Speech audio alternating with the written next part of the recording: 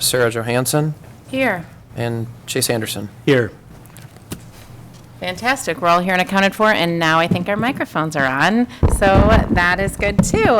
Mr. Westrom, I see that we have some guests, and we'll turn it over to you for this public hearing. Yes, thanks, Madam Chair, members of the board. This evening, we have a public hearing related to one of our financing tools that we utilize in the school district to finance our parking lots. This evening, I have Greg Curl, who works with Willar and Associates. He is the financial advisor for the school district, and we are now. He can't hear Jim, so he's wondering if Jim's mic which is required by statute, whereby we will discuss the matters related to this debt issuance, and then we'll allow the community the opportunity to respond. So with that, I think I'll just go ahead and Mr. Crowe. Thank you. I think I'm glad the projector's not working. There's a video of me dancing in a chicken suit. Thought that was coming. That might be.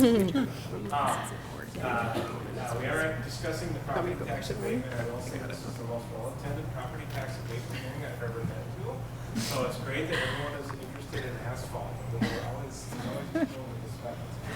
so you have the agenda in front of you. Really, it's relatively limited. We just need to talk generally about the process of going through the abatement. And I'm going to keep going.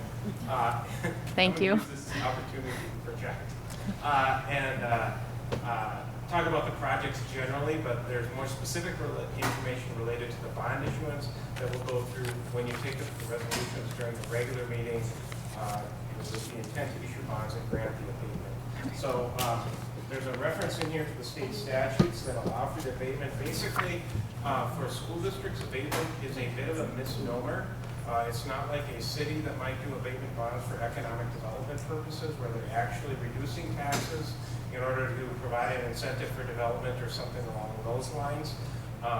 It's a tool that wasn't originally designed for school districts, but a school district used it for parking lots, and by the time they sort of decided it wasn't applicable, that had been done. So now it's allowed for school districts, but only for parking lots. And so it's a fairly limited use.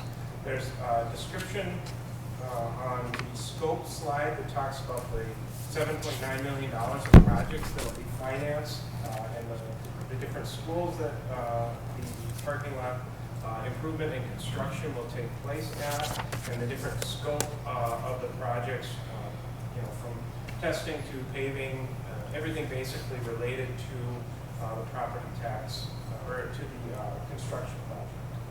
The next page then is the abatement process, and as I mentioned, it's a bit of a misnomer because really no one's property taxes are abated. Once you approve the abatement, the Department of Education allows you to put the debt service levy for the abatement bonds onto your property tax, and it's spread across all properties.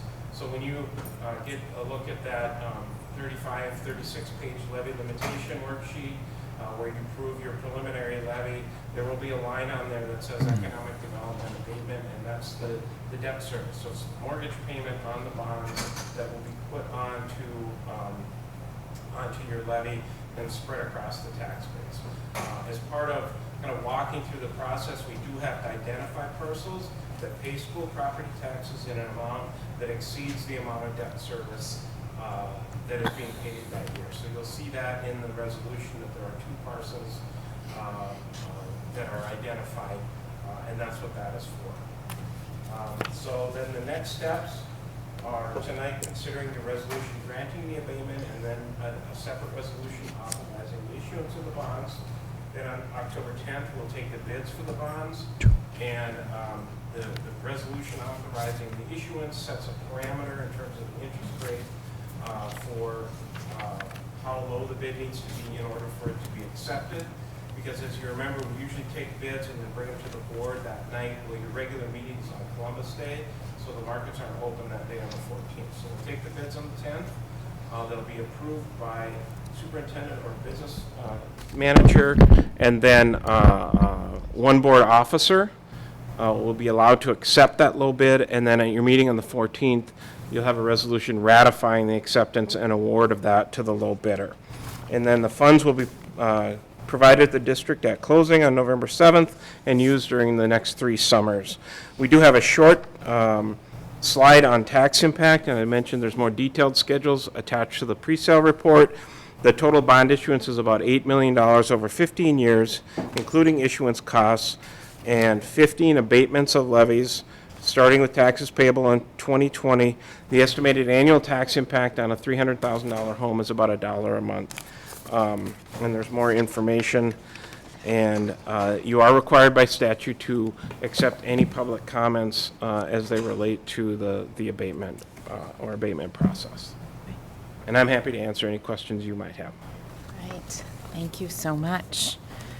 So is the order that we first call for public comments, or we invite the board to ask questions first? Board colleagues? Any questions? Is there anyone in the public that would like to address the board or ask a question regarding this abatement? All right.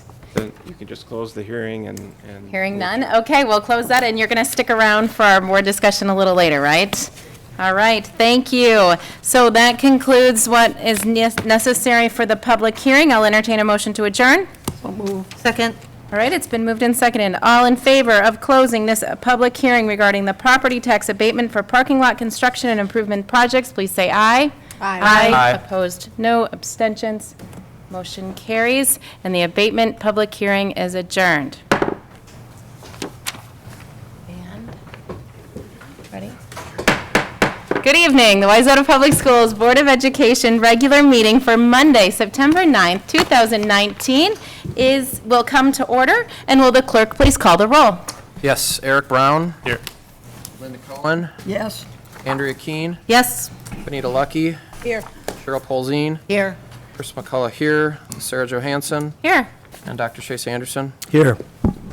All right, we are all here and accounted for. Thank you so much, and welcome to everyone to this regular meeting this evening. The first order of business on our agenda is the approval of the agenda and the consent agenda items.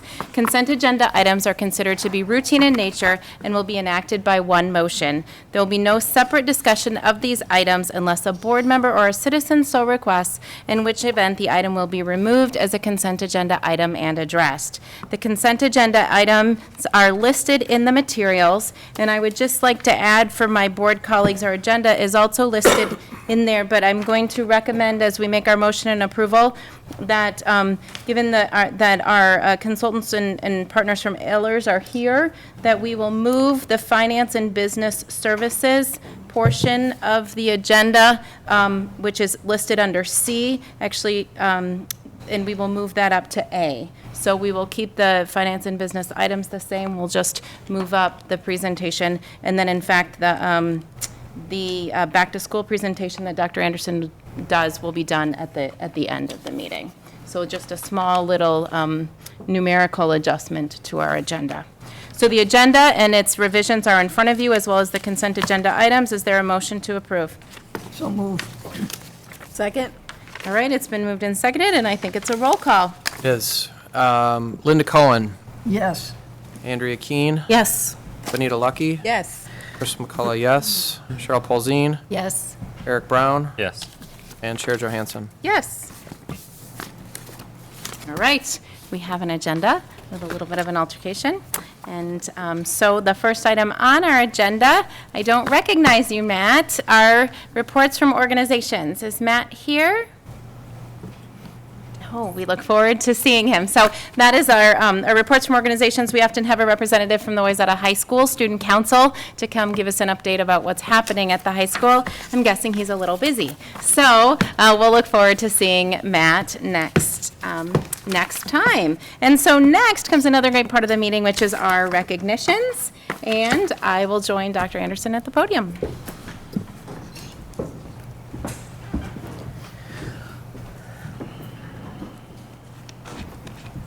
Everybody, and welcome. My name is Chase Anderson, Superintendent of the School District. It's my pleasure to welcome all of you tonight. It's not working now, so tech is already trying. And you all here, and we're inside from the cloudy, damp, quasi-rainy rainy weather out there, so it's great to have you here with us tonight. Tonight we have 4 recognitions, and I would like to start by recognizing 2 individuals who, since our last regular school board meeting, announced their intent to retire. And they are Darren Rotz, custodian at Birchview for 20 years, and Sally Gerber, a teacher at Oakwood for 32 years. I know there's quite a contingent of Oakwood folks here tonight, and Birchview folks, I'm sorry. Thank you. But I don't see either of our retirees here tonight. So I would like to thank them and congratulate them. And in the event they're watching via television at home, we can give them a nice warm round of applause for their work with us.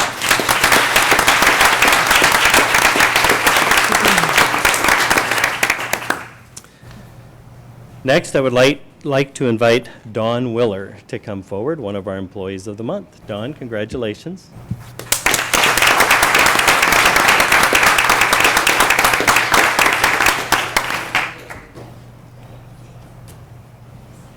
So I'll share a little bit about that was submitted on Dawn's behalf from those who nominated her, and then give her an opportunity to make a few comments if she would like to. Wayzata Culinary Express is proud to name Dawn Willar as Wayzata Public Schools July 2019 Employee of the Month. She is a fantastic employee and a huge asset to our department, Wayzata High School, and the entire district. Dawn is the Wayzata High School Culinary Express supervisor and lead for the Culinary High School team. After starting with the district in September of 2002 as a 3-hour float position, Dawn's organization, drive, and commitment to excellence has quickly advanced her to an administrative level supervisor. Dawn's experience and expertise in managing people is unparalleled. She has a unique way of bringing her often short-staffed employees together to share a common goal of providing great meals and customer service to our Wayzata High School students and staff. Dawn not only brings numerous professional attributes to our department, but also genuinely cares about delivering excellent and quality dining experiences to all who dine at Wayzata High School. That includes me even once in a while. She has the innate ability to not only understand the big picture, but also the minor details. Many times over the past couple of years, we have witnessed Dawn jump on the serving lines to help get the students through as fast as possible, or just simply doing what it takes to get the job done. This has gained much respect from Dawn's staff as well as her peers. Dawn's strong drive and vision has taken the Wayzata High School program to the next level. She has successfully fostered and developed relationships with other departments and teachers, including culinary arts, ecology of foods, and physical education classes. In addition, the high school has also partnered with the Student Council to host a very large and successful National Student Council event where students from all across the United States raved about the awesome food and service they received from Dawn and her staff. We can't thank Dawn enough for all of her work through the years, and we are proud to formally recognize her as the July 2019 Employee of the Month. Congratulations on this well-deserved recognition.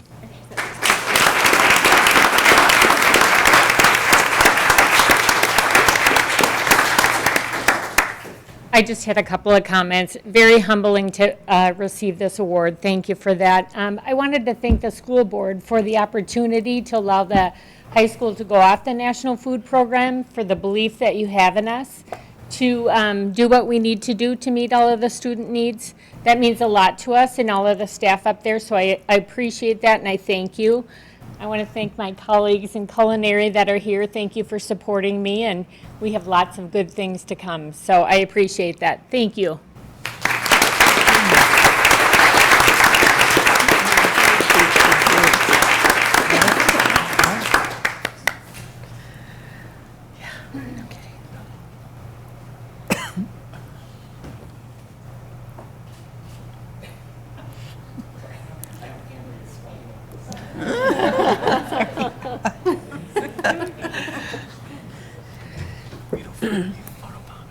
I was trying not to.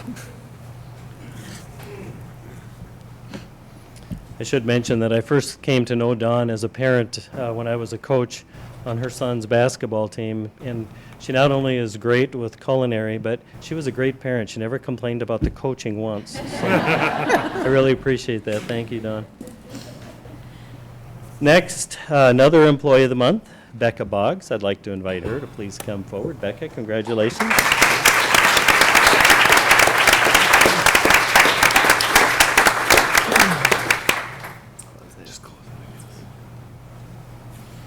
And again, I'd like to share some information that was submitted on her behalf. Becca Boggs has been with the Wayzata schools for a short time, but has already made a big impact.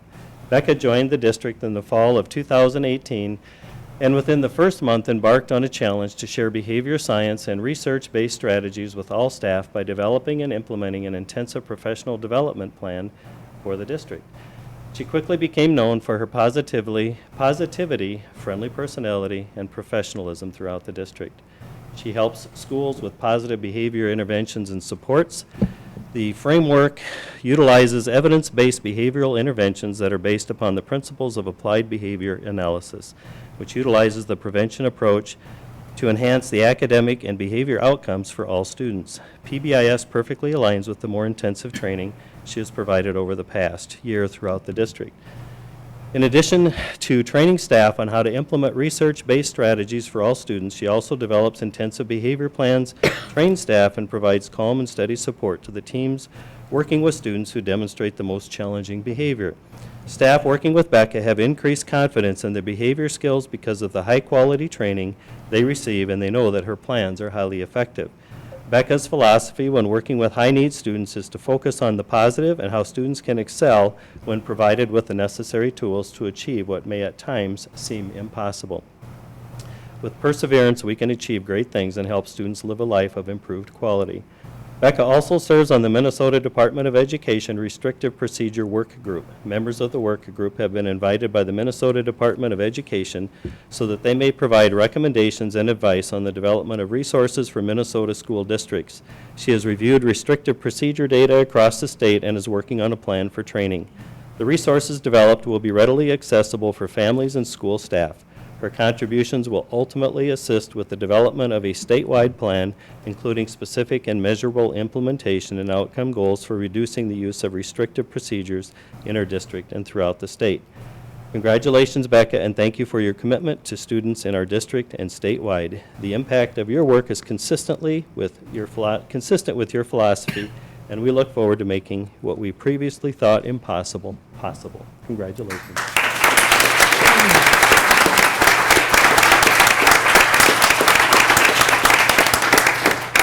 I wasn't really prepared to do any sort of a speech, but I'm very proud to be working for Wayzata Public School District and with all of the wonderful staff that I've had the opportunity to work with and helping support our students.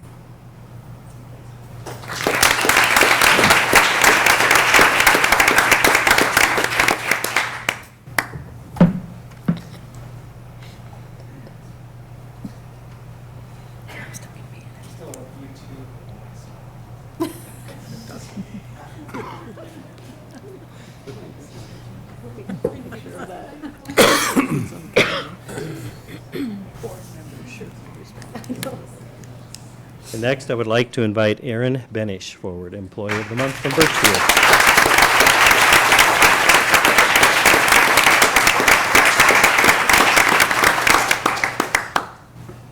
And I would like to share the following.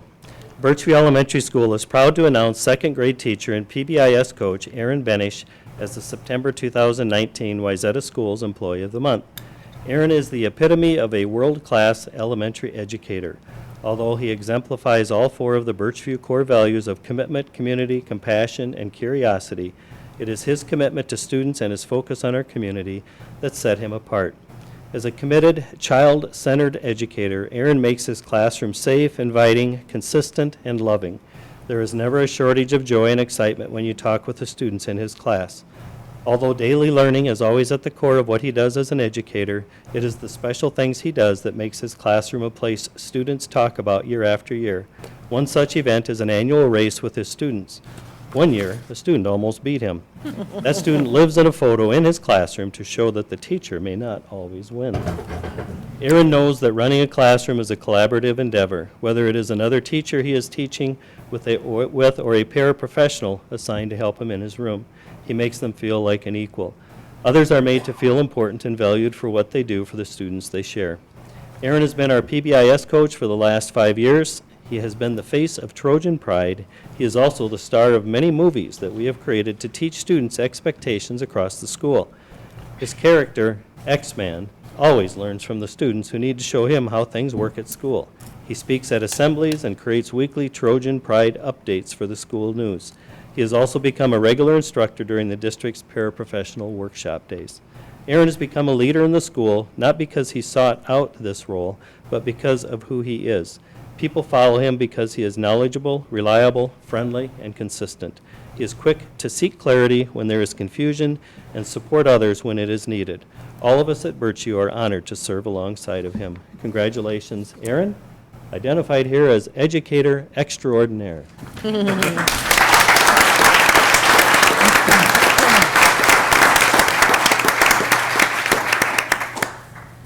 Hello, everybody.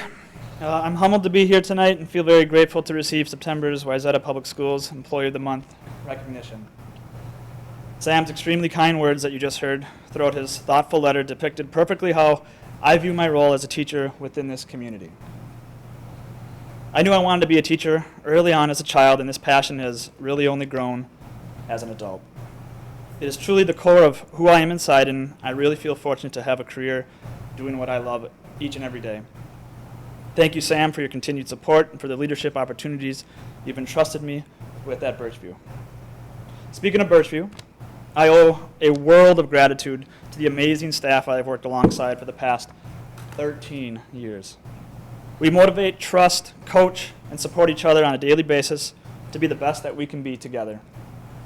Specifically, I want to recognize my second grade peers and paraprofessionals that I work with.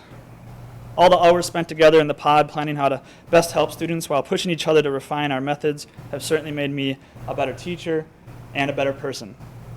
Lastly, thank you to the school board and the administration for everything you do to help make Wayzata Public Schools what they are. I moved my family here because I wanted to be part of the best district on the planet. I do not take for granted getting to be part of this incredible community, both as an educator and as a parent. Thank you all very much.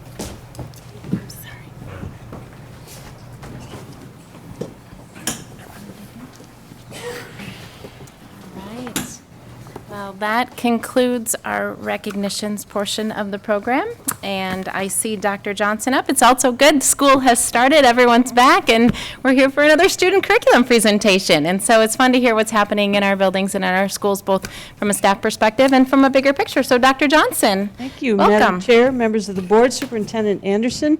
Tonight's site presentation focuses on that great elementary school, Oakwood. And tonight's presentation will focus on an area of great interest to all of us, that area of curriculum and instruction. So with that, I'd like to introduce to you the principal of Oakwood, Sarah Beth Denai. And she will introduce her team.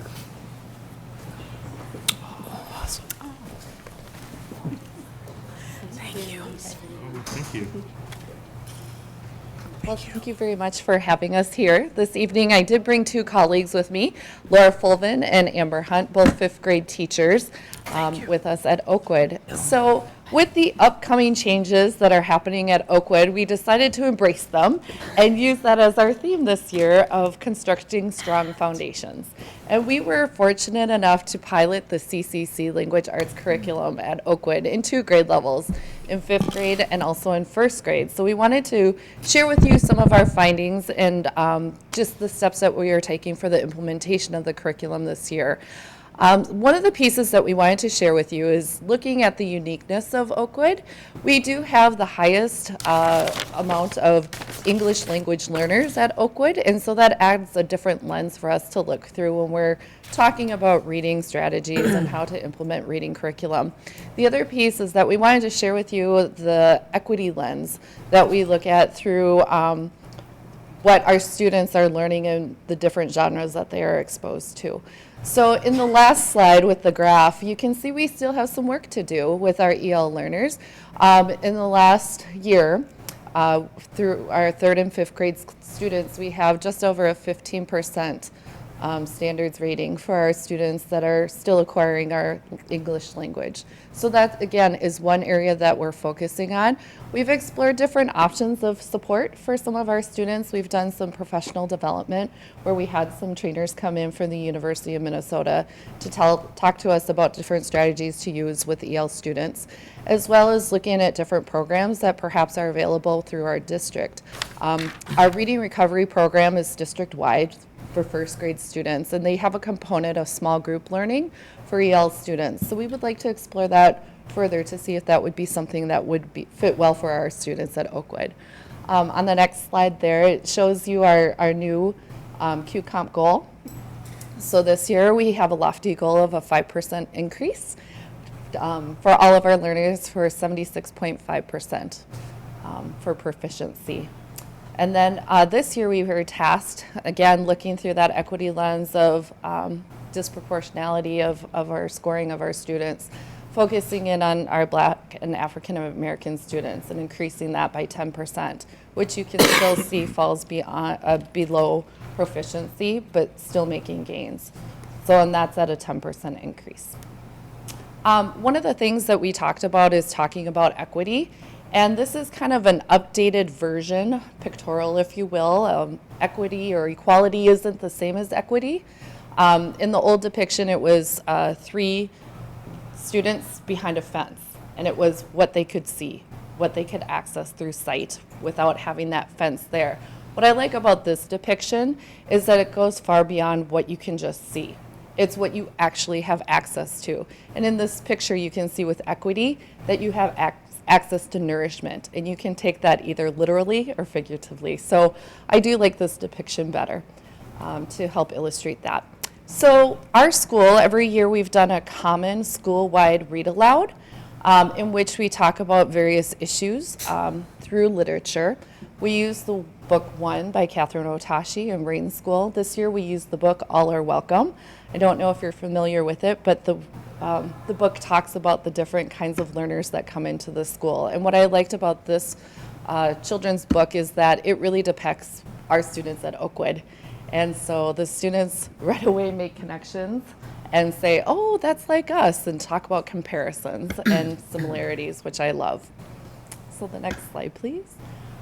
So 2 of our teachers in 1st grade were not able to join us today, but I wanted to share with you some of the thoughts that they had about the CCC curriculum.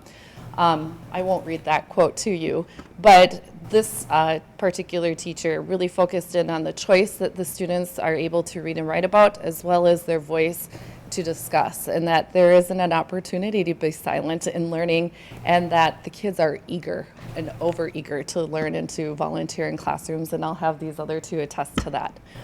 The next slide is our other 1st grade teacher that just talks about that students of all abilities are engaged and able to participate in both of these different areas of making meaning, and then it's being a reader lessons. So those are their 2 thoughts. In 1st grade, they wanted to show you just 2 of the books that they read early on in the school year in the curriculum, and it really talks about how children come to school, and they make connections of these 2 friends in the 2 windows there. And so they wanted to say that right off at the very start of the year, you can see that students are making connections in the literature that they're reading in their groups, in whole groups. And then I have 5th grade here to share some of the books that they are reading.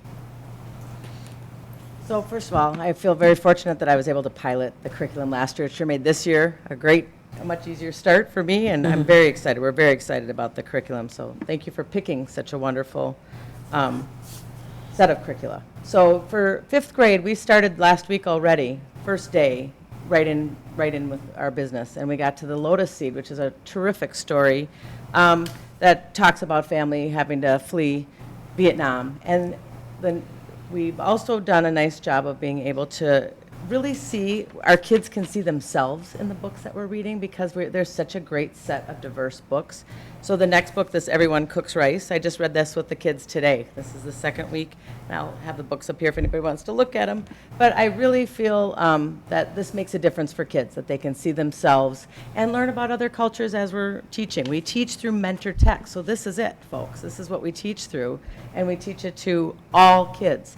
I don't group anybody by anything when we're doing the curriculum. All kids are getting the same curriculum, and so what we get to do, just kind of a general overview, is we randomly assign kids every unit.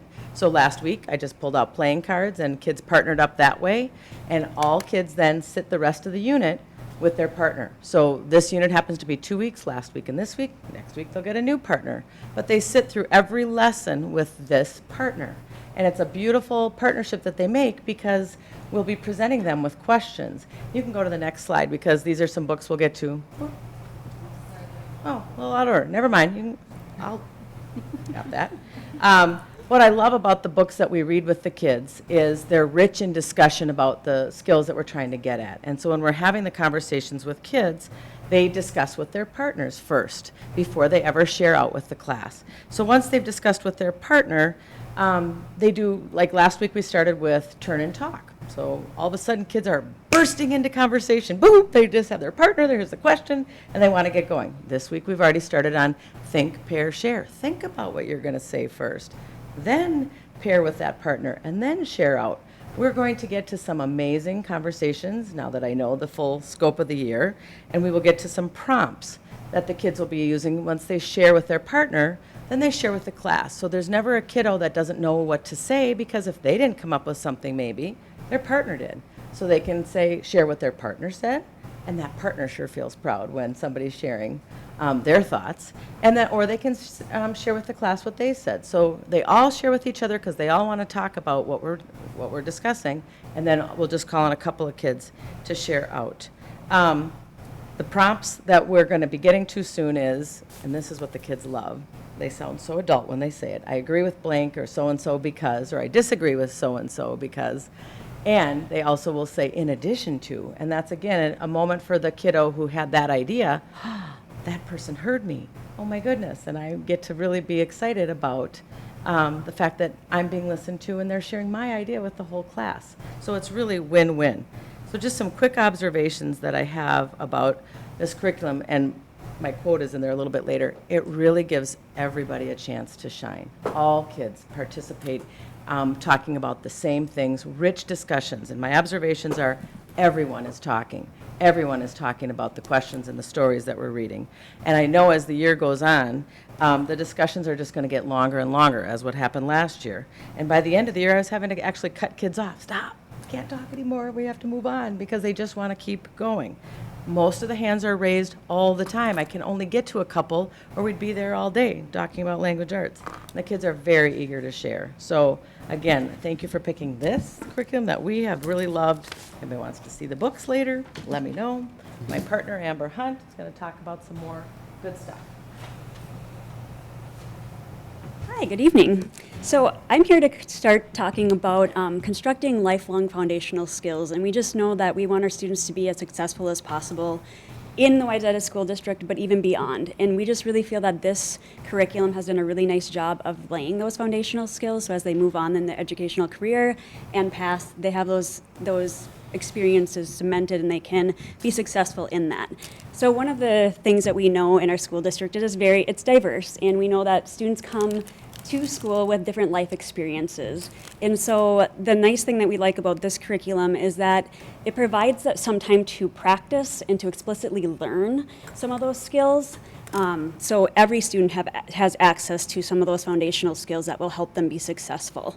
One of those being listening. And students talk about what it looks like to listen and what the class will sound like at that time. They practice it, and then they listen and notice things they didn't notice the first time through listening. And we always want students to be thinking, noticing, wondering, questioning, those types of things. So when I think sometimes listening is an undervalued skill that we don't always think about being so important.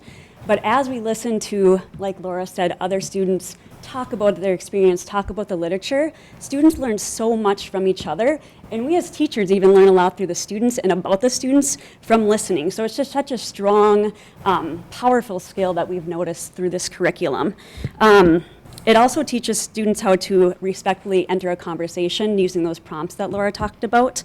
And through creating that community, we've also found that students have done a tremendous job of realizing that there's two sides to a story or more, and that it's maybe okay to change your perspective after you hear more sides of the story. And it's okay to do that. A lot of students last year had things like, I never thought about it that way. I never knew that. And so just those ideas coming to life in your room, it's just really a powerful experience, and it's fun to be there as a teacher, and I think it's fun to be there as a student and to hear those moments, right? An awakening, sort of. There's text to self connections, but there's always text to world connections. And I think I was just amazed at how rich and how deep some of those conversations really were in the classroom. And I think that was what was so powerful as a teacher, just to see that the reading wasn't just reading, it was actually changing lives in the classroom before your eyes. And that was just really, really fun. There's also proof that it's not just happening in the classroom, it's transferring to other subjects and other parts of the building, and not just even during the school day, but after school. So our media specialist has noticed it during her book talks after school, and the kids would come back and be so proud that Mrs. Carlson was giving them some recommendations, and also a lot of what's the word I'm looking for? She was really admiring their work and how far they'd come through the year, the discussions, and she was noticing that, and they were happy that she was noticing outside of the classroom. Building those relationships, I think we all know that relationships is like the most powerful thing, right? It's powerful in education, it's powerful in the business world, it's just powerful. So building those connections and relationships in the class is what we're really looking for. One way that we do that is through conferring. And conferring is a one-on-one time that you meet with readers. So I, as a teacher, or the other teachers will meet one-on-one with a student and talk to them about their reading experience. And the great thing about that is students also become reflective learners as well. So that's another foundational skill that they're working on during that time, recognizing their strengths and then also some areas that they want to grow in. And I think that's also lifelong skills, right? We as adults are still having strength and still having areas that we want to grow. And I think one of the things, so we have some striving readers at Oakwood, and one of the things, there's been some students that come into class and they're reluctant readers, they're not really excited about the books, they'll maybe read a book and then abandon the book. And what that conferring time does is building that relationship and focusing on that specific student. It really fosters that time together, and you can help that student individually grow. By the end of the year, certain students have enjoyed books, sticking with the book, reading the book, finishing it, recognizing they have strengths in reading, becoming more confident in reading, and enjoying reading by the end of the year. And parents at conferences will be like, my student now likes to read.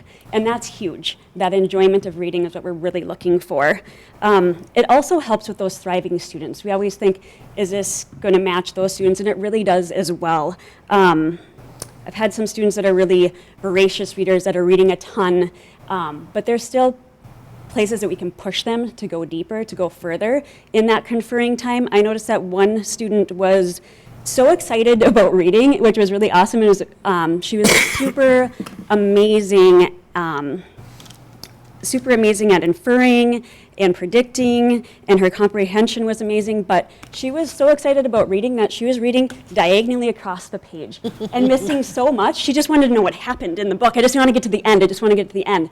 And so we talked about rereading, right? Going back and rereading and slow down. And she was like, I've missed so many details. And it was just like, oh, wow, I didn't even realize what I was missing, right? And so just those experiences too, it helps all learners, and it's fun. I like it. I could stand here and probably talk too long, so I'm going to wrap it up. So I think just that time to reflect and grow and celebrate and make those powerful connections, I've just really enjoyed that with our learners. And so I think we're just doing more than teaching reading. I think we are hoping to change lives. So thank you. Great. Fantastic. Thank you so much. Talk about our focus on personalization and enthusiasm and excitement. Stay here a minute. We might have some questions. Board colleagues, questions or comments? Linda. I don't have a question, but I have a comment or two. First of all, thank you for the presentation. It was fantastic, and more importantly, what you do in the classroom is very, very important. I loved hearing about how important you think listening is. I happen to agree, and I think that's a skill that sometimes is underdeveloped. And then the whole approach to really building foundations for life. So thank you very much for what you do. Chris. Yeah, more of a comment. You know, it's interesting, you started off on the first screen talking about MCA scores and trying to raise percentage points and all that, which is obviously a great thing to do and great focus. But what you described was such a holistic approach to achieving that it's not just focused on what can I do to get bubble forms filled in right, but what can I do to kind of approach the students on a holistic basis. So I think it's great, and I don't know how you guys have that much energy this late at night when you've probably been up since very early in the morning, so thank you for the presentation. Thank you very much. Bonita.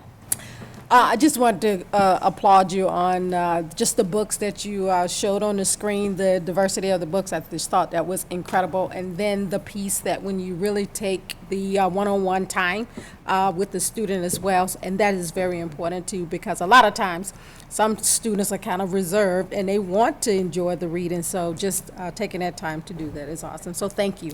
It's our favorite part of the day. It's the best part of our job, seeing one-on-one. Yes, that's awesome. Well, and just even witnessing the excitement last week, I was in Laura's room, and she literally had to say, I'm so sorry, we can only take 3 comments because everyone wanted to share. So I see it every day in the classroom. So thank you. Thank you so much, and thanks for all you do. Okay.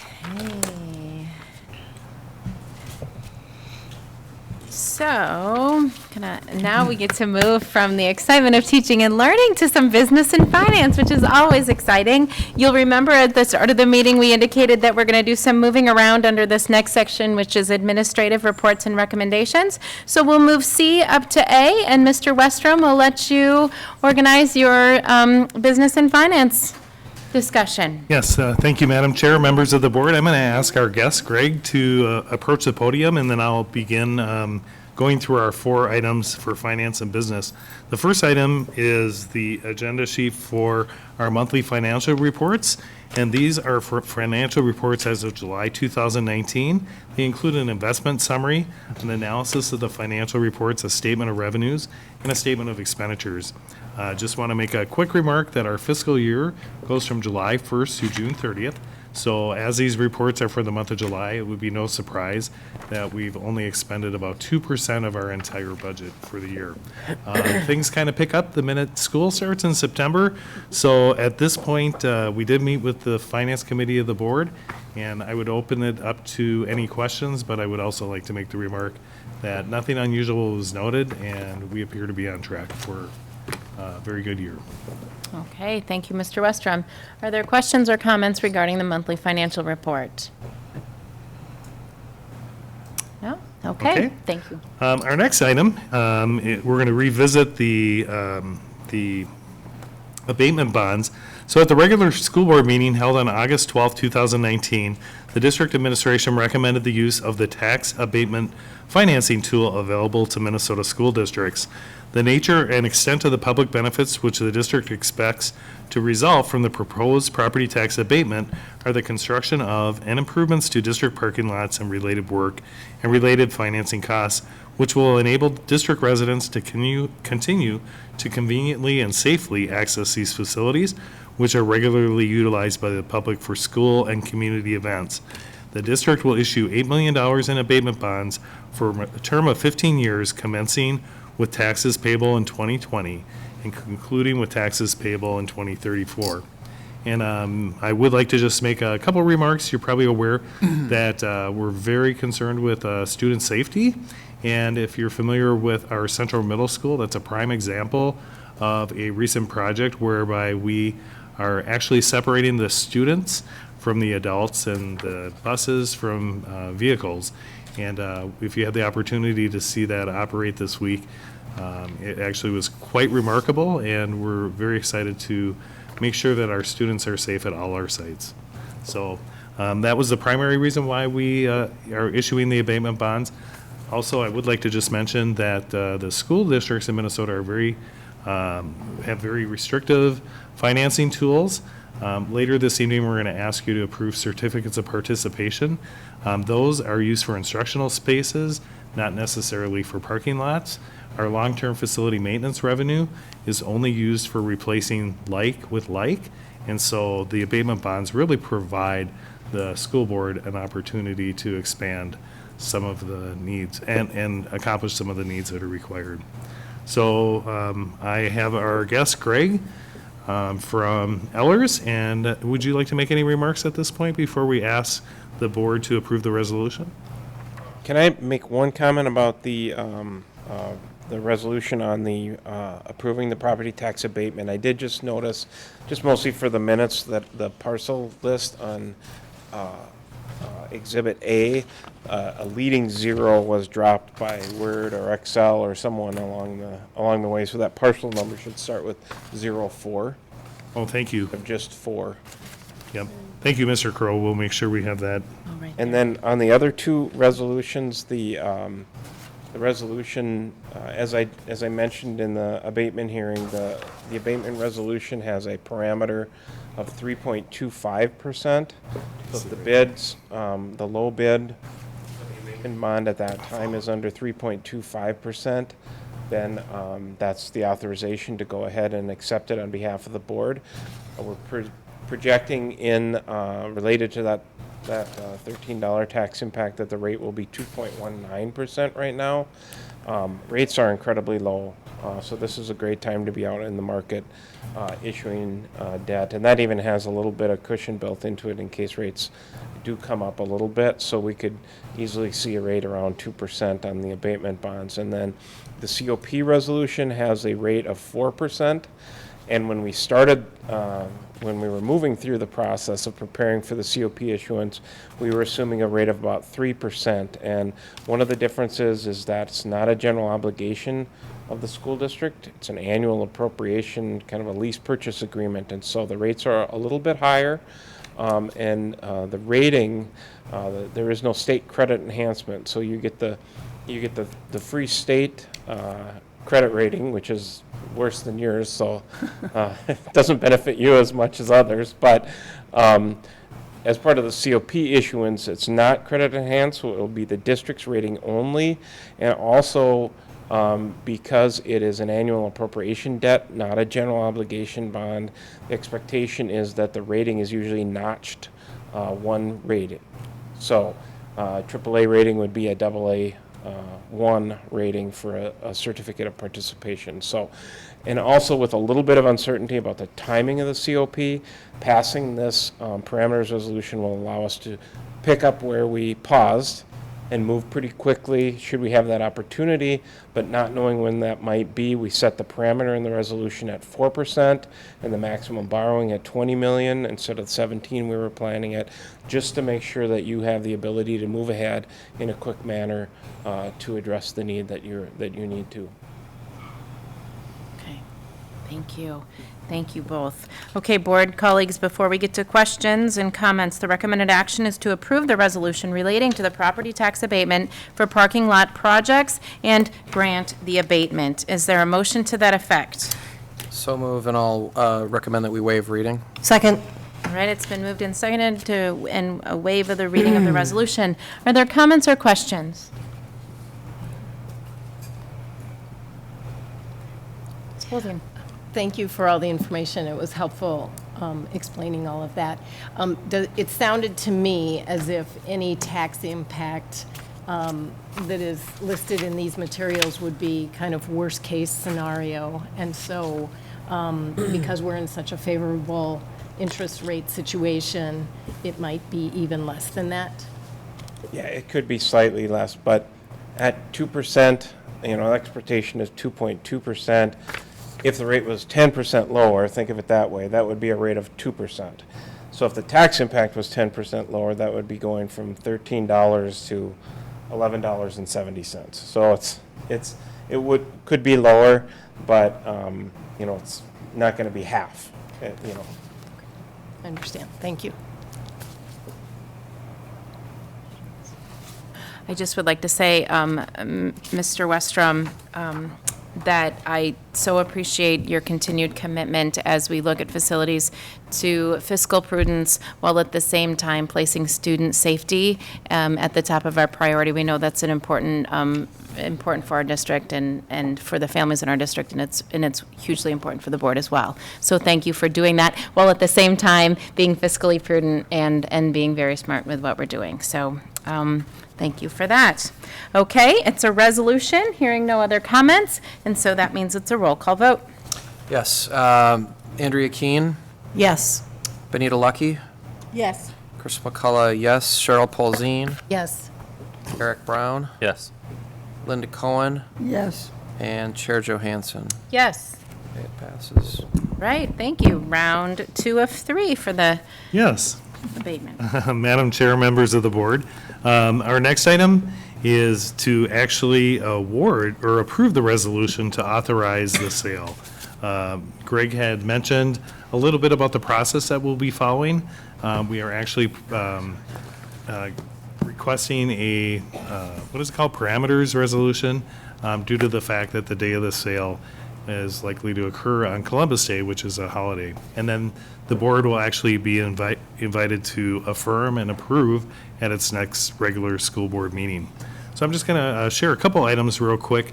Once again, you're probably aware that we are planning to put an addition onto our Oakwood Elementary School, and a portion of the abatement bonds will be used to finance the parking lots at that facility.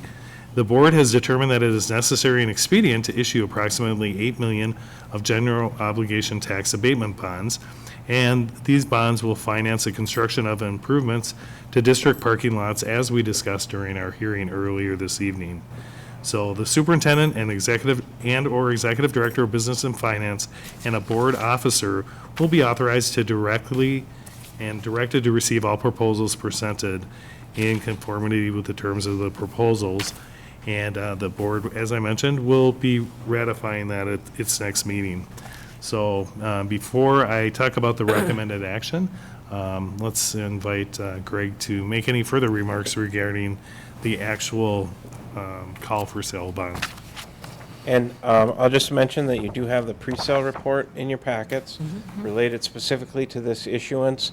As you remember, this is our sort of due diligence document to make sure you understand all the steps related to issuing bonds and your pros at that. So we won't need to dwell on it in detail.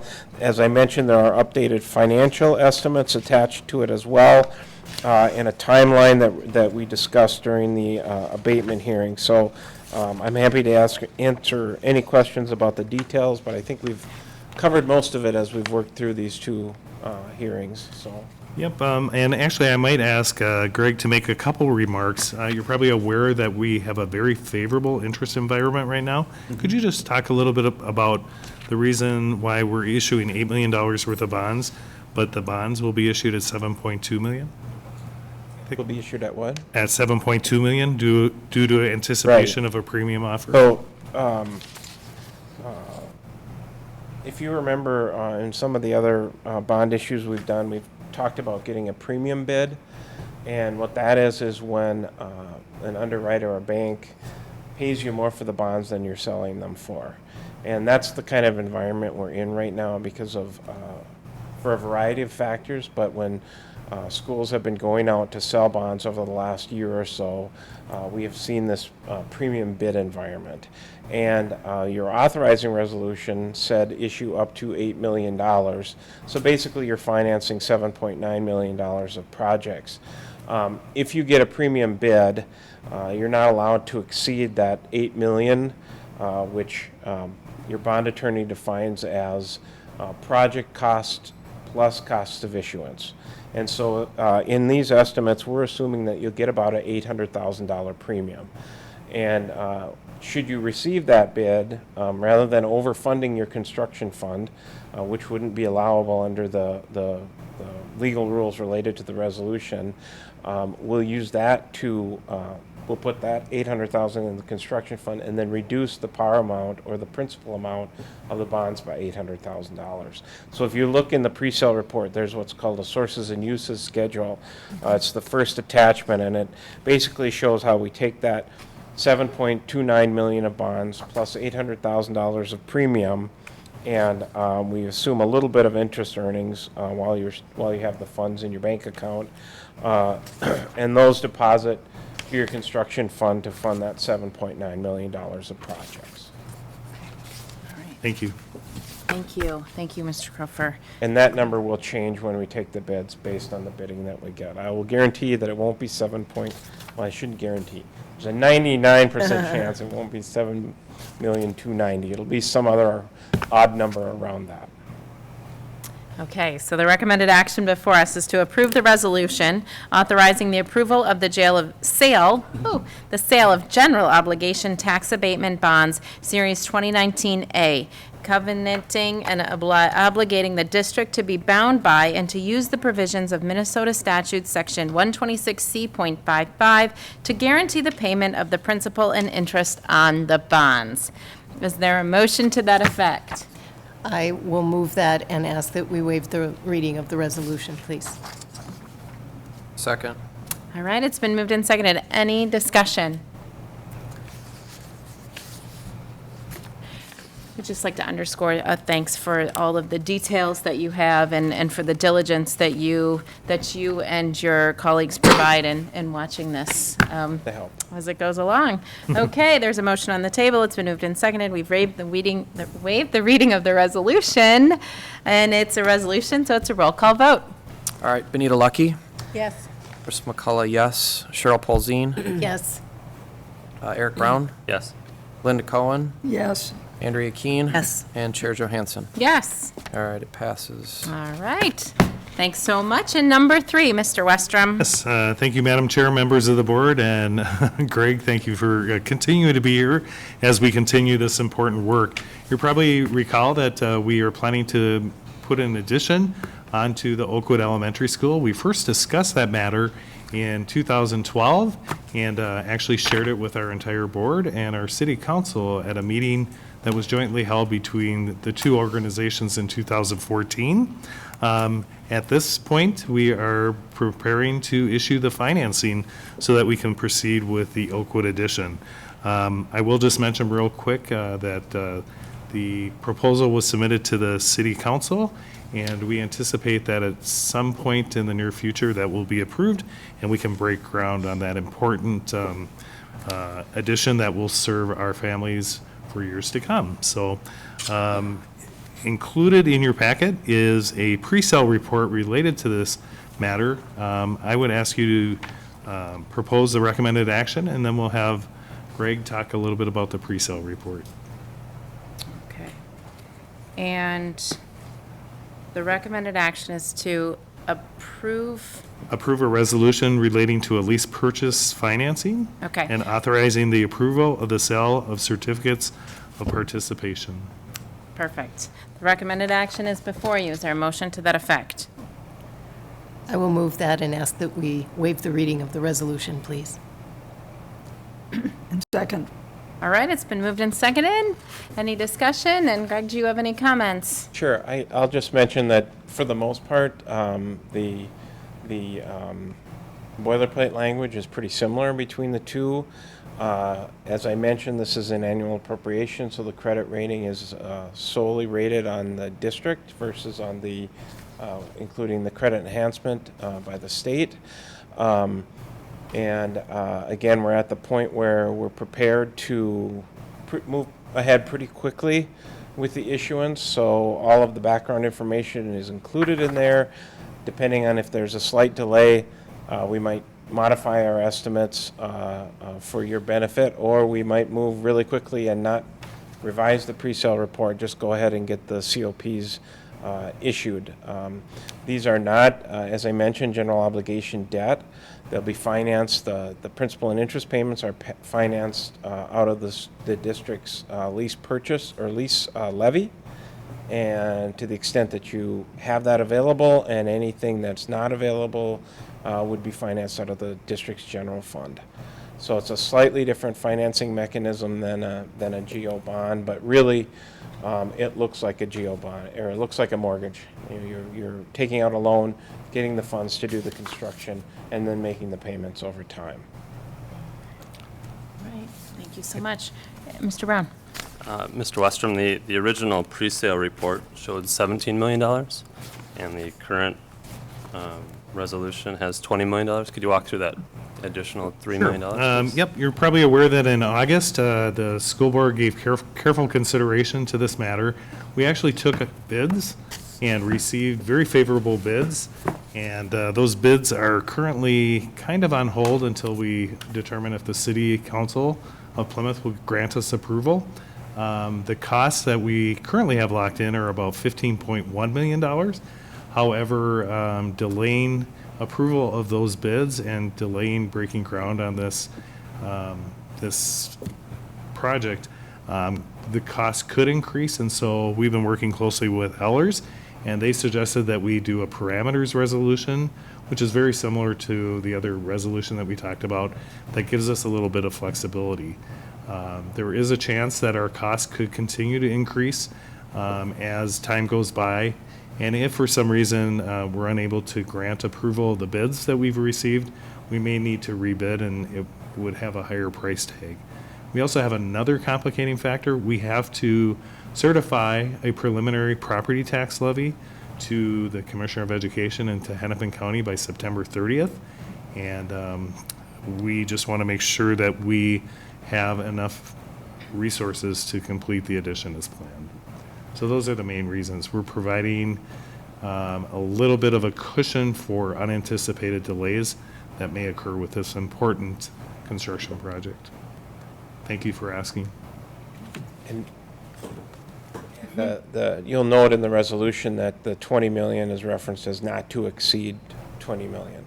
So if things move ahead as we've been planning, and it's 17 million, that fits that. If there's a hiccup, there's the ability to modify it without coming back and having the board have to authorize another resolution.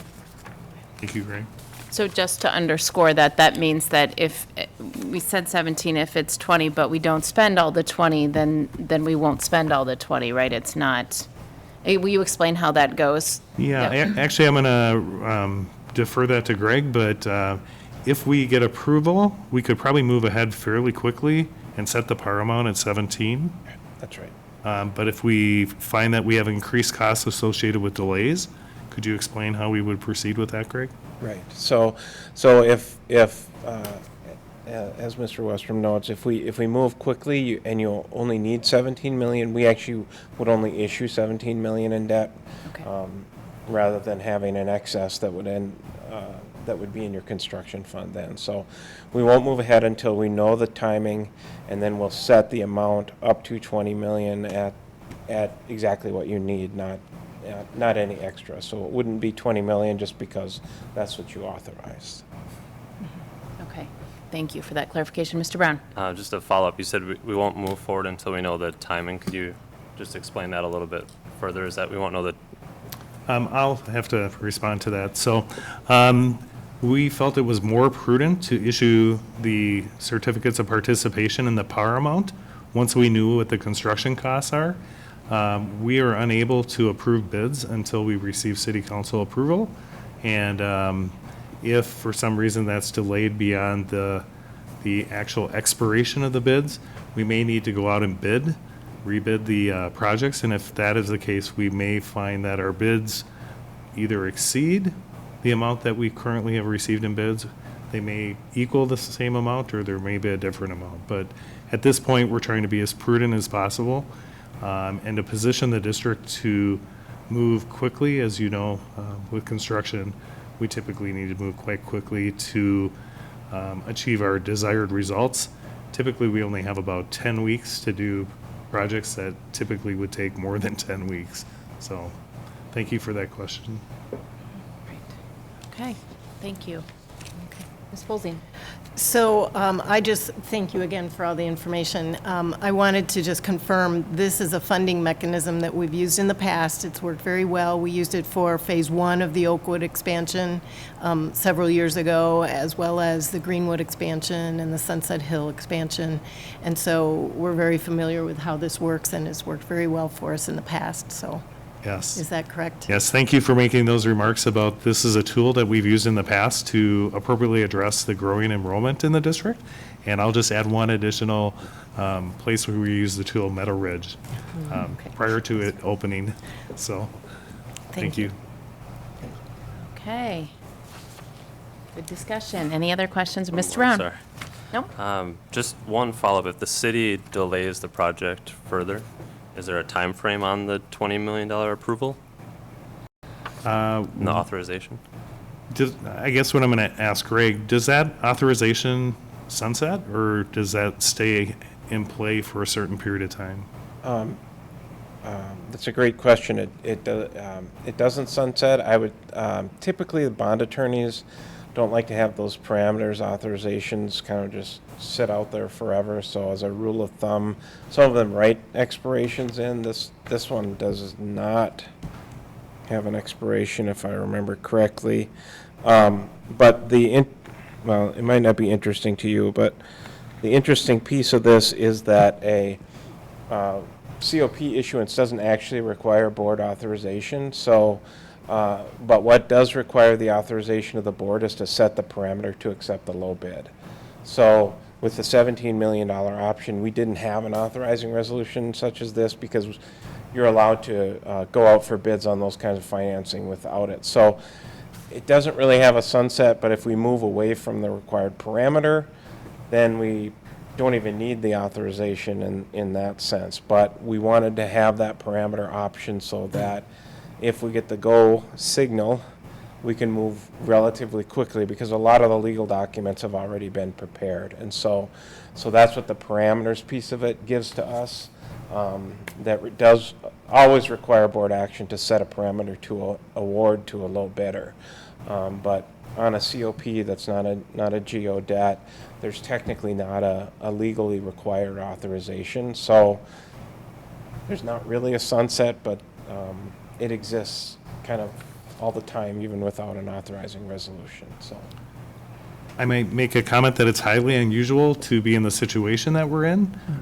So I think we'll continue, the administration will work closely with our financial advisors to determine how best to proceed, and if we need to have the school board take action to rescind this approval, that would probably be appropriate at some point. But at this point, I believe we recommend that the school board grant this approval and allow the flexibility that our financial advisors recommend.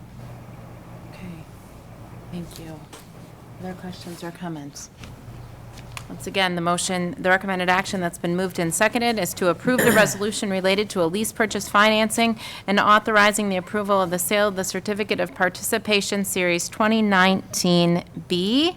It's been moved and seconded. We've waived the reading of the resolution. It's a roll call vote. Yes, Chris McCullough, yes. Cheryl Polzin, Yes. Eric Brown, No. Linda Cohen, Yes. Andrea Keene, Yes.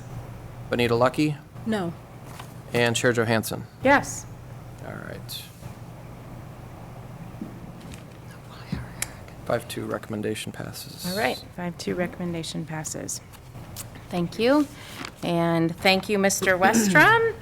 And Dr. Johnson, who's been waiting so patiently, will move backwards to our e-learning day. Thank you, by the way, Mr.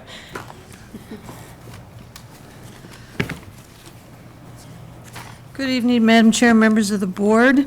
The 2017 legislature amended the school year, hours of instruction specifically, to include the option of schools utilizing e-learning days. The attached memo details the e-learning plan for the Wayzata Public Schools. The recommended action for this plan is listed below on your agenda sheet. All right, thank you so much.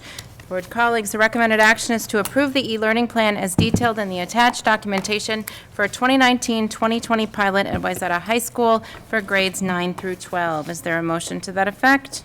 So move. Second? All right, it's been moved and seconded. Is there any discussion? I'd just like to underscore that you joined us at our work session last month, or at the end of whatever our last work session was, and there was a detailed and lively discussion about this item at that time. So, and I would like to thank you, Dr. Johnson, as well as our Teaching and Learning Committee of the board. For everyone that's there. Okay. So, hearing no additional discussion, all in favor of the recommended action to approve the e-learning plan, please say aye. Aye. Opposed, no. Abstention? Motion carries. Thank you. Thank you. Okay. So moving backwards even more now, I think we have one of the highlights of our September meeting, which is a bit of a presentation regarding back to school and how things are going. So I think, Dr. Anderson, will you be the one to kick us off? Thank you, Madam Chair and members of the board. I'd like to ask some of my colleagues who are part of this presentation to join me. Although we have a number of slides here, we're going to, many of these are photos, and we'll be able to move through them relatively quickly. But it's been our tradition at our September board meeting to just kind of give you a quick update on the start of the school year and how things are going, and to provide some general overviews in regard to our startup. So I'm going to do that. I don't quite know the process for, now I know. I have the magic tool here to advance the slides. So again, we have a number of slides here that I hope and think will give you a quick update and overview of the start of the school year. I have a number of my colleagues here. Jenny Ebert, our Director of Community Education, Jim Westrom in Finance and Business, Jill Johnson, Teaching and Learning, and Stacy Voss from Human Resources. So they'll be queued up and ready to step in when I come to their slides. I won't go through this whole list, but as you might guess, to get a school year launched, it takes a lot of teamwork. And we have many departments and teams that come together and work hard to ensure that all details are ready to go. And I would say using the term all might be just a slight stretch, but I would say nearly all or most are generally in very good order. But those lists include, first and foremost, the principals and all of the individuals that help them hire a number of great teachers within the building. As you'll see later, I think we've hired over like 110 teachers this year. And so all those departments that are listed there have a tremendous part in helping ensuring that we get a good start to the school year, whether it's Human Resources, our wonderful Buildings and Grounds team, Culinary Express, which we heard earlier, one of our staff members from that department being recognized as an Employee of the Month. And then those other departments you're going to hear from specifically, so I won't highlight much there, but technology is included there, and as you might guess, with over 12,000 students and 1,700 staff, we have a lot of technology needs within the school district as well. So this year with enrollment, we're up about 220 students. We're at, I think the number is actually 12,087 now, which by the way, back in August or October of 2018, I believe was the exact number that was projected almost 12 months ago. And I looked at some data from some projections from many years ago, 6 or 7 years ago. I think we have 100 more students than were projected from that at that time period. So over that period of time, with all of the change within our community, I think it's an indicator that our projection systems, when they're off by 100 students 6 years early in a quickly growing school district, that's pretty good. 100 over 12,000 is a relatively small percentage of error. So, and it's better to be a bit beyond than that much below from our projections. But again, good, robust growth. So part of that includes doing some construction and revamping of our school district facilities. And not necessarily due to increased enrollment, but due to bringing a program back from an intermediate school district that was providing services for our transition program. We've created our own. You're aware of the Elm Creek property that's had a facility that was being leased by a youth sports association. We have discontinued that partnership, and we've now created this space at the Elm Creek, former Elm Creek golf course site, formerly known as the clubhouse, into our transition program, which serves students 18 to 21 years old. And so far we're off to a great start with that and learning as we're settling in, but we think that'll be a great facility for us going forward. So about a year ago, Northwoods Elementary School looked about like this, so probably more like 16 or 18 months ago. The footings were in, and the skies were cloudy, and there was not a school there yet. But today there is, and it looks like this. So notice the clouds have cleared and the sun's shining, a few floaters, everything's on the up and up. So we're real proud and pleased of the building. I have a few slides of the interior that I'll show you. I don't know if those come up next. They do. Here's a photo of a standard classroom on the left-hand side. And on the right-hand side is the music classroom at Northwoods Elementary School. So it's really exciting for us to open up a brand new building, and it's accommodating our growth quite nicely. I think they had a wonderful launch. I have to compliment our principal, Jenny Berg, and her work with our human resources group on hiring a new team to come in and settle into that building. It's no easy task to open up a new school and staff it and make sure it's ready to go when students show up. I was there when some parents were in the building, a number of parents, and many of them commented of the building and the welcoming and the transition and how well it's gone. East Middle School, here's an early photo. It looks quite a lot different now than this one, but this is the fitness center that's being constructed adjacent to the physical education department. Again, it's progressed quite a bit from this point, but that is continuing and will, I think, until sometime in November, probably. Clicking to advance, and for some, there we go. So here's a couple of other shots at East Middle School. This is the media center, kind of in progress on the left, and near completion a few days before school started on the right. And again, just a really nice transformation and much more functional space there for our students at East Middle School. And from what I can tell, it's really going to operate and meet our needs nicely. The media center at Central Middle School is still in progress. You can see off to the left an earlier photo. Couldn't tell you when, probably back in, I would guess, about July maybe, or early August with this particular photo. And then the one to the right would be a more recent continuing to get this work done. A lot of new mechanical systems and efficient light systems have been installed, not only here but across the district. That's been a big push for the last decade, was to make sure that our facilities are all upgraded with the most efficient mechanical systems, light systems, and the improved light sources to help enhance our student learning experience and our staff teaching experience. Central Middle School, the cafeteria, kind of getting the same type of renovation, new kitchen, appliances, and just really a much improved space. Better window replacements is another thing that we've been doing across the district to enhance efficiency and be as efficient and with our energy usage as we can. So not only mechanical systems, but our windows, our natural light, etc.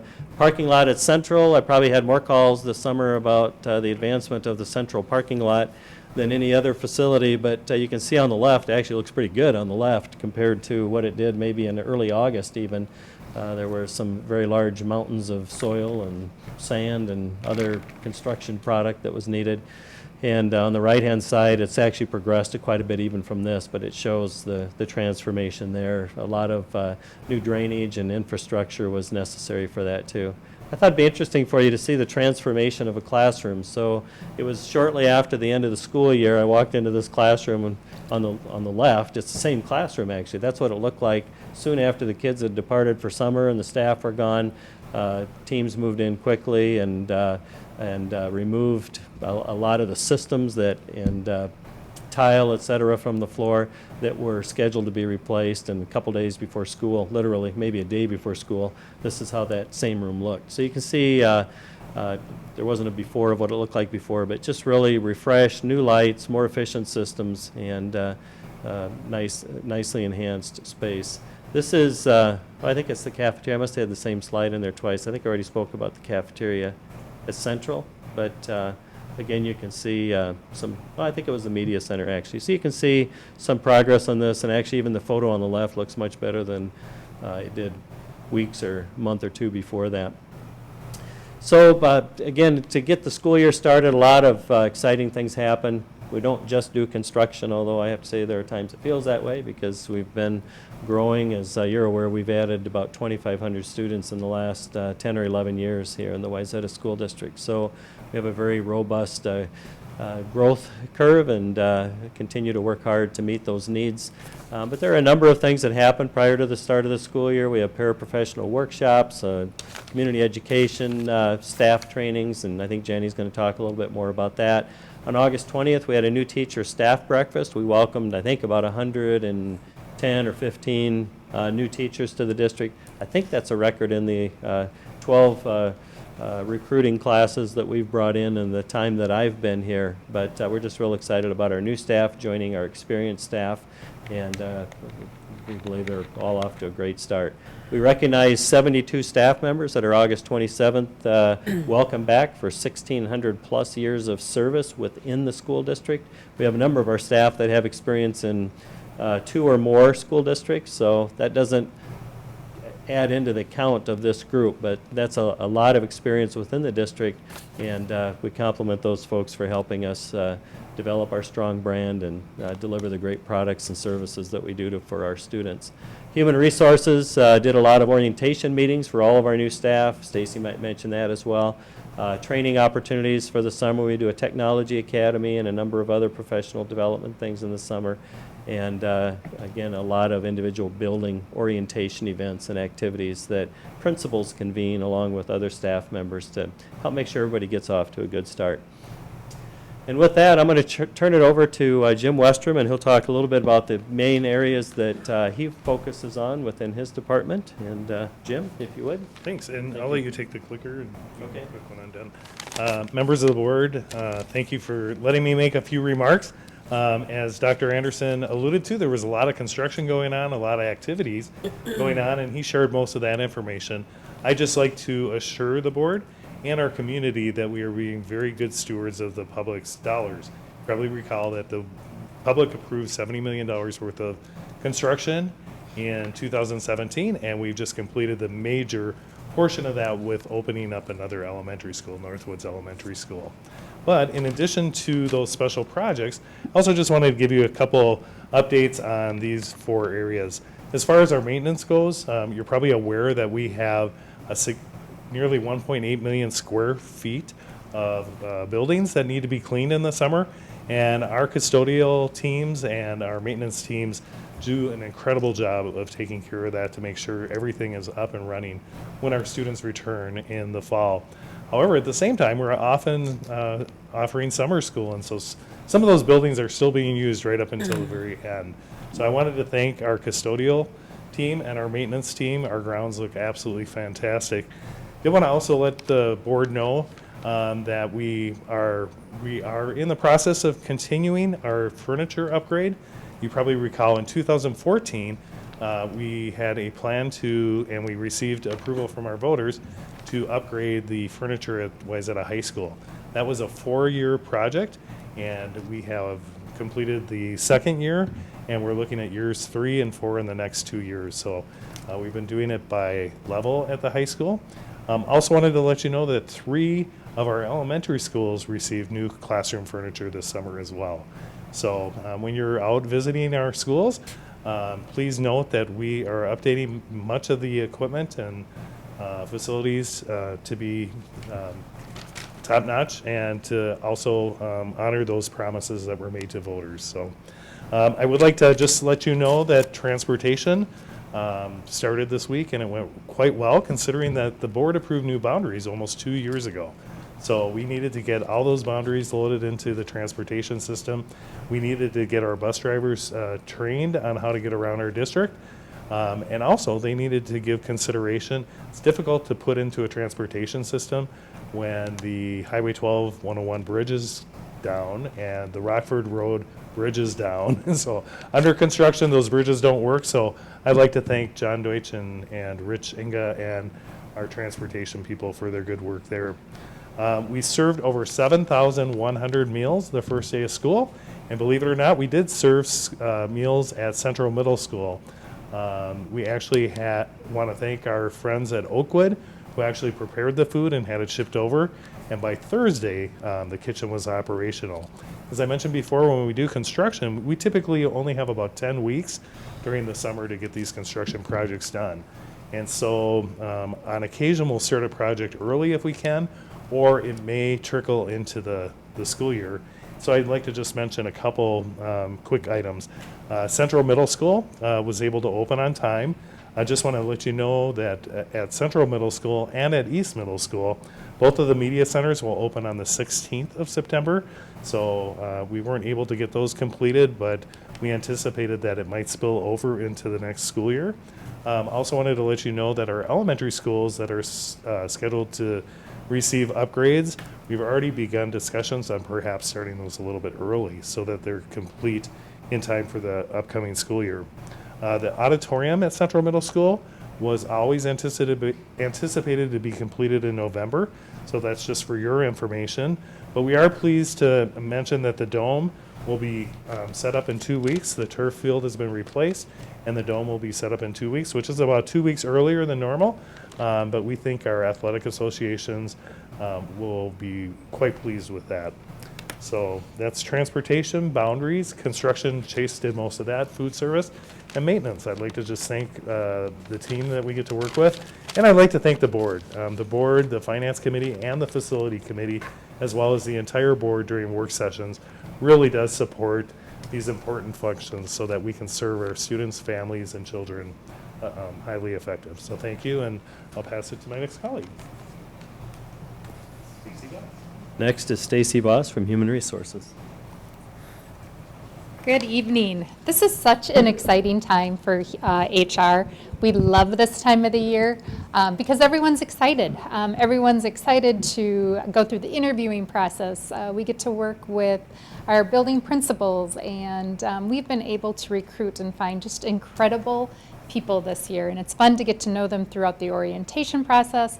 But we're also exhausted because we're up to the HR department taking care of 1,768 talented employees. As you'll look at that, of course, teachers are the majority of our employees, as it should be. We're in the business of students. But when you look at the rest of those numbers, it easily equates to over 80% of our school district employees being directly related and linked to work with our students, which is very important to us in HR to make sure that we have the best people in every single position, because every one of those 1,768 positions are extremely important to our students' success and to moving forward with the mission and vision of our school district. As you'll see, the summary, we welcomed 206 new staff members overall. So yes, we have 109 teachers. The great part about hiring our teachers this year is there were no last-minute resignations. Knock on wood, I hope none come at this point, but we really felt that we're prepared. We have a few long-term reserve positions that are open, so I'm going to kind of throw out what openings we have. So if anyone out there is listening and needs a job, we have some openings yet. So just know that with the positions that we have open, I think we have about 52 positions that are open in the areas of our paraprofessionals and our after-school kid care. So know that if you're looking for something, we have some flexible hours, and you would get to work with a lot of of great people. But you will see that we, like I said, hired 206 new staff members, and that means all 206 needed to go through the orientation and onboarding process. Our orientation is a well-operated machine, except I threw a glitch in there this year. Well, actually, Laura threw a glitch in there. As you know, our HR supervisor is out on maternity leave, so we actually all got in on the fun of orientation this year, including me. But it was fun. So, as you'll see, we have 937 actual teachers, and you'll see that this is their years of experience. Last year we had 6% of our teachers in year 1. I'm happy that we've doubled that amount because I really think those opposite ends there should kind of balance each other out. We want to make sure that we're bringing new teachers in. They bring a great level of energy and enthusiasm, and a lot of times new techniques. So it's always nice to have some good balance on our teams. And then I think as educators, we always have to role model that we're learners as well, and that learning never ends. And I'm very proud that 79% of our teachers have pursued their master's degrees, and we have 1% that have even pursued their doctorate. So I think that just speaks to that ongoing quest for new knowledge. So on to my colleague, Dr. Jill Johnson. Thank you. Let's see what we have here. There we go. We had a very nice start to the school year. And, oh, this one here, okay. Oh, a lot of clickers. All righty. We had a very nice start to the school year, and as board members, you should have great comfort in the care that principals and teachers and all staff members take to make sure that our students are welcome at school. I tell you, it was very heartwarming to see the attention that our kids get at school from our staff members. And so I was able to visit the first week all of our sites, and it just was an exceptional start. Just really, people felt very positive and lots of positive energy, and the kids were really ready for school. And so just the usuals, the teachers greeting kids at the bus stop, and lots of getting kids ready to how do you do school, from school assemblies to this is who we are and what we're about, to getting in line to go to the lunchroom, and how you do bathroom breaks and meetings, and how we do partner work together. Everything that you would want kids to know for school, they teach them. They teach them to do that. So it was just very fulfilling to see that. At the middle school, I sat in on the East Pep Fest, the Trojan Pride, and the teachers had a great activity with the kids around, similar to dodgeball, and it looked just like it was really, really fun, and I am really sure I never did that when I was in school. It was just looked like a really great activity for the kids to I don't know, get to know one another and to feel comfortable with school. But it wasn't all fun. There was a lot of focus on learning and class expectations, and making sure that kids and teachers have the right mindset to meet the challenges ahead for this coming school year. And of course, the high school is always a challenge for kids coming in and feeling somewhat overwhelmed. And the third day of school, I think I said to the high school principal, Scott, it's like we're the only two people here. Everybody is where they're supposed to be, in classrooms learning, and just lots of really great energy. And if you have a chance and want to visit, sometimes it's challenging. Where do I go? And that building is head to culinary during the kids' lunch break. And I think you'll get a good taste for what a great high school Wayzata is. And so it was just a wonderful week, and it was great to have the kids back and the teachers back. And I just would like to thank our teaching staff and our paraprofessionals and custodians for the amazing care that they give to the students that attend our schools. And with that, I'd like to welcome Jenny Ebert, our Director of Community Ed. And this is your clicker. Wonderful. Good evening. So excited to be here to talk a little bit about the work we're doing in community ed. We're very happy to be able to serve our E12 learners in our district and their families and the people that not only live but work in our community and participate in our programs. Kicking that off for this school year with some training for our staff. A couple of things highlighted here was our school age care program, Home Base and Bright Start, as well as our full day preschool staff did a lot of training. We have about 200 staff in that program. That's grown significantly over the last 4 years. We had about 80 staff 4 to 5 years ago and are now shooting to be well over 200 this year. So the training and the capacity building within that staff group is really important. And we offer a full week of training, August 19th through the 23rd, and there was 44 choice-based trainings that happened during that time period. We also had 2 days of training specifically for our half-day and full-day preschool teachers on our new curriculum, creative curriculum. Our early childhood program is for families with kids, infants through age 5. And once again, we have a variety of offerings. Our half-day and full-day preschool are our biggest offering, serving about 500 students so far this year.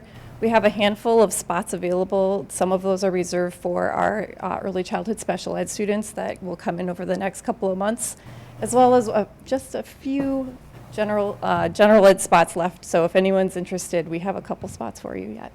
We anticipate those being filled within the next month or two. We also have early childhood family ed classes. There's 24 of those that happen both during the day and the evening to adjust for family schedules. Right now we have 135 students registered in that. We will welcome over 1,000 3-, 4-, and 5-year-olds into our early childhood screening program that's held at our Wayzata Early Learning School. That screening is a required screening before entrance into kindergarten. And then our early education outreach team does a variety of work out in the community, and they served last year 250 families through home visits, free ECFE classes that were offered in various locations in our community, as well as family events and outreach events with our community partners, and we anticipate that number growing this year as well. A big part of what we do in community ed is to serve our families' growing needs for childcare before and after school, on non-school days and in the summer. This year we welcomed and started the school year with nearly 2,000 students in that program. We anticipate that growing throughout the school year as well. As Stacy mentioned, we're working on hiring additional staff. As we hire more staff and continue to grow capacity, we hope to be able to serve more of our community's needs in that program. Additionally, taking place after school are our youth classes and activities. We also have camps throughout the summer and on non-school days. You have a brief summary of what we did in 18-19. We served 2,700 individual students. They participated in over 6,000 different activities. Those camps, classes, and activities are wide-ranging. They're based on the interest specifically that we're hearing from our families and our students. So though you'll see a very colorful wheel ahead of you, that can change from year to year as we listen really carefully to what they want and need. Last year, our STEM programming was very important to our families, and we'll continue to look at what they want going forward. We had 485 classes and camps offered and are looking to grow that for this year.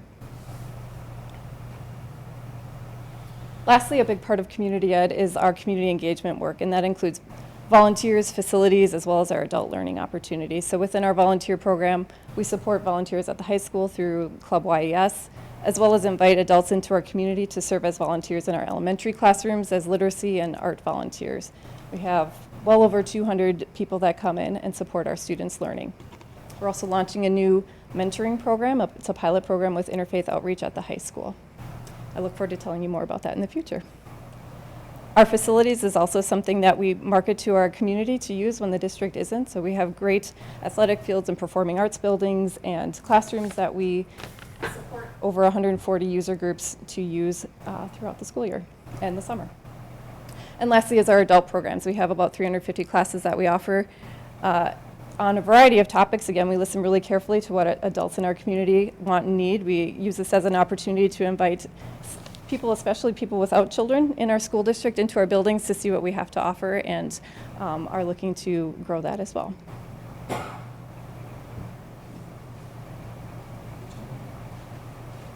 I'd like to thank my team for being here tonight and for presenting, and for all the work that you all did to help us get the school year started. Just in closing, a few of the things that are on the radar for the coming school year is obviously continue to work on our strategic directions. There's a November 5th school board election. We continue to plan for enrollment growth that we anticipate will continue for a number of years into the future. Ongoing curriculum development, professional development opportunities for those 1,700 staff, and of course continuing to deliver on excellence for each and every student for our 12,087 K-12 students that showed up this fall. So With that, I think that's my last slide. I guess just a final thank you. Many of the same folks that I referenced on the front end of the presentation. Just a thank you to John Deutsch and the maintenance crew for ensuring the buildings were clean, safe, ready to go. They have a big impact on our student learning, and we're really fortunate that we have great buildings to work on. And I still have Mary Anderson's name on here, a recently retired Culinary Express person who put a lot of things in motion for the startup of the year, but as you are aware, Michelle Sagadol joined our team and is our new culinary person in charge of that programming. Rich Enga with District Transportation, making sure the buses were all set. I texted him or emailed him a day or two before the start of school, and I asked if we're ready to go, and he said, yep, we're all set. And they all delivered, and literally, and got our kids to the right buildings and pretty close to on time. Clerical and paraprofessional staff for all their support within the classroom, our strategy leadership team, many of who were here tonight presenting, and a couple more here in the audience. Adam and Amy, thanks for helping us get launched. And yeah, it was just a great team effort. So we're off and running and already into week 2. So I think they all came back this week, so that's a good thing. So with that, I'll see if anyone has any questions for us, but we really appreciate your support and all that you do to help us do our work well. Questions or comments? Ms. Bolzio? Well, I don't really have a question. I just wanted to say thank you to you folks and for your teams and everything, because just with everything that you were telling us about, obviously the emphasis is on learning and relationships, and those are the 2 most important things. And so from the teachers to the paras to the bus drivers and the custodians, everybody that welcomes the kids to the buildings to make them feel comfortable, that helps them learn. So thank you for all your hard work. I know it's a huge team effort, and I want to thank all of you. I would like to put a special shout out into John Deutsch as well, our buildings and grounds guru, because I know he's had a particularly busy time over the last several months. So great work to John and, of course, the entire team. So thank you, Dr. Anderson. Thank you.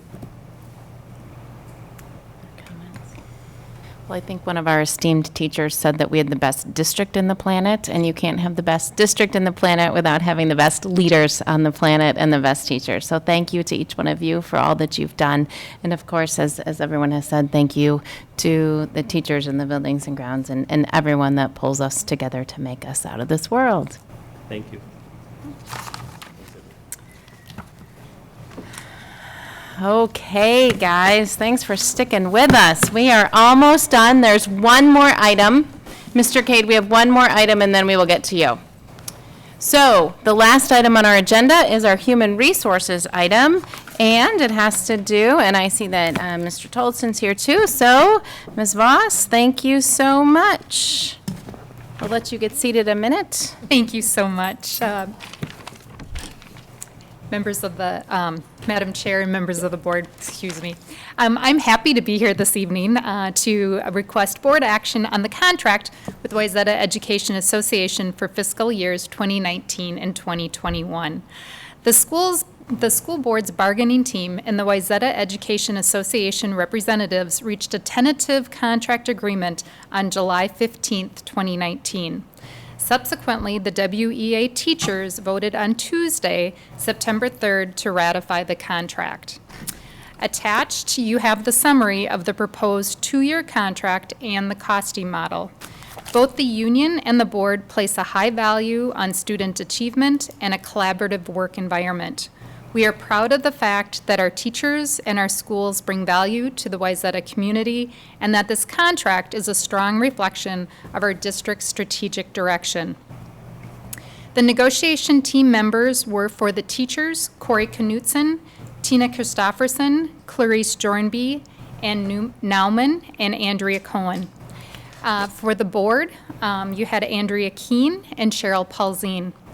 For this district, it was Melissa Lahr through Finance, Laura Hoffman-Hordick, Human Resources, Jim Westrom, Executive Director of Finance and Business Services, and myself. I would like to express my appreciation for the collaborative efforts put forth by the negotiation team members throughout this process. The use of interest-based bargaining really helps us develop a sound contract. It allows us to discuss and work through issues that aren't always articulated in the contract, but really help build solid relationships between the district and our teachers. And I think it really sets up a school year in a positive way to have a contract ready and waiting for our teachers when they return to school. So again, at this time, I'm just asking you to take action on our proposed contract. All right, thank you so much. The recommended action is to approve the contract with the Wayzata Education Association for the period of July 1st, 2019 through June 30th, 2021, as agreed upon by the bargaining teams and ratified by the Wayzata Education Association. Is there a motion to that effect? I so move. Second. All right, it's been moved and seconded. Is there any discussion? Andrea? Yes, I'd like to make a couple comments, please. I know that Ms. Voss just read the list of names of the negotiators, but I think they deserve a double thank you. So Cheryl and I were the board members who did the contract negotiations, and I think I can speak on her behalf when I say we'd like to offer a huge thank you to Corey Knutson, Tina Christofferson, Clarice Jorenby, Ann Nauman, Andrea Cohen, Melissa Lahr, Laura Hoffman-Hordick, Jim Westrom, and of course, Stacy Voss. I think we're fortunate in Wayzata Public Schools that we have a positive and healthy relationship between the administration and the school board and our teachers. And I think throughout negotiations, I observed, in the context of really difficult conversations, a lot of collaboration, a lot of respect, and really just to focus on what's best for our students. So thank you to everyone who worked so hard to make that happen. I think that the resolution we came upon really supports our students, and it supports the future work of future school boards. And most of all, it also shows our appreciation for the work that our teachers do. So thank you to everyone who was involved. Mr. Brown? I just want to thank Andrea and Cheryl for representing the board.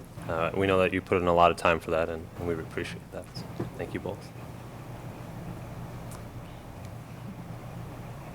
Comments? All right. Well, I think all the thank yous that have been stated can be underscored by each member of the board. Thank you across the board. The recommended action to approve the contract is on the table, and it's a roll call vote. Yes. Cheryl Polzine. Yes. Eric Brown. Yes. Linda Cohen. Yes. Andrea Keene. Yes. Benita Lucky. Yes. Chris McCullough, yes. And Chair Johansson. Yes. Okay. Motion passes. All right, motion passes. Thank you so much. So that concludes the business item on our agenda. There's no other board action or board reports, and I am aware that we have one audience member who's been very patient with our meeting this evening. Would you please state your name and your address? Yes, and my know name- that it is the practice of the school board to not engage in conversation with our presenters. However, we will listen diligently for up to 3 minutes. My name is David Cade. I'm a 55-year resident of the district and live on Garland Lane, adjacent to Oakwood School on the east. And I'm here to discuss the rupture in the relationship between the Wayzata School District and the City of Plymouth. And Mr. Westrom's characterization, optimistic characterization of that, is inaccurate. Tomorrow, as I understand it, the board will be meeting with the Plymouth City Council to attempt to iron out some of the issues regarding the Oakwood site plan. Now, the situation at Oakwood results in turning that environment into basically an asphalt jungle of parking places and removing such things as a baseball field in which the school district, as well as primarily the athletic department of the City of Plymouth, has over $1 million invested over the years. The real issue, however, is this rupture, as I see it, between the city, and particularly the city council, and the rather high-handed way in which the school district has approached the Oakwood remodel, or whatever you want to call what they're doing. If you saw the minutes to the 27th August 27th meeting of the City Council, you know how concerned they are about this relationship. And it is not the positive relationship that Mr. Westrom would have you believe it is. And this October 8th approval is by no means guaranteed. By no means guaranteed. And there are a number of significant issues, particularly a holding pond up at the far end of the school, of the line on the east side of Oakwood, that is a danger to students walking to school, and has been indicated by the school or by the City Council as being a danger. Now, tomorrow, as I understand it, the school district will be meeting with the City Council. Is that correct? At 5 o'clock, a workshop session? Am I right about that? Nobody wants to answer? I assume I'm correct about that.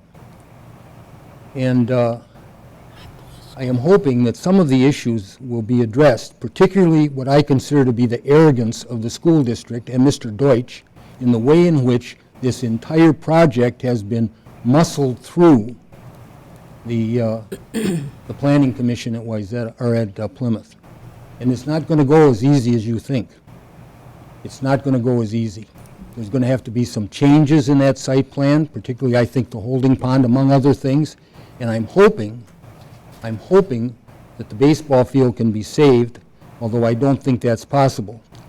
And I want to talk also about efforts on the part of the Plymouth Athletics Association to replace that field, and the school district has been completely unresponsive in their way of, as the Plymouth Athletic Association tries to find another mid-sized field, the district has not cooperated in any way in helping them with that location, locating a site like that.